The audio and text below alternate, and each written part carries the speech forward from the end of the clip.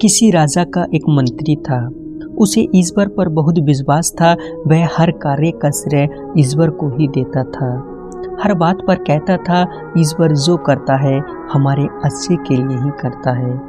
एक दिन उस राजा की उंगली कट गई। राजा ने उससे उंगली कटने पर पूछा, इसमें ईश्वर ने मेरा क्या भला किया? राजा की इस बात पर चिढ़ गया और उसे बहुत क्रोध आया। तब उसने अपने मंत्री को जेल में डाल दिया।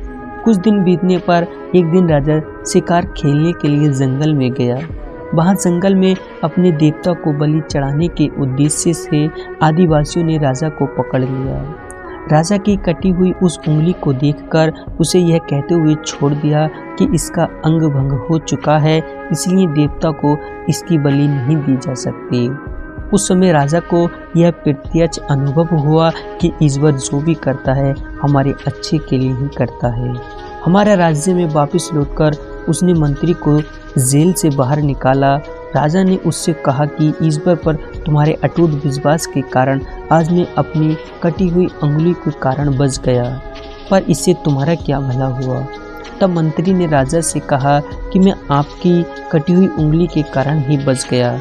यदि आप मुझे जेल में न डालते तो भी मैं आपके साथ जंगल में शिकार के लिए जाता।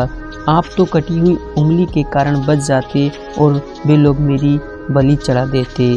मैं आपकी सेवा भी न कर पाता। इसलिए मैं हमेशा कहता हूँ कि ईश्वर जो भी करता है हमारे भले के लिए करता है।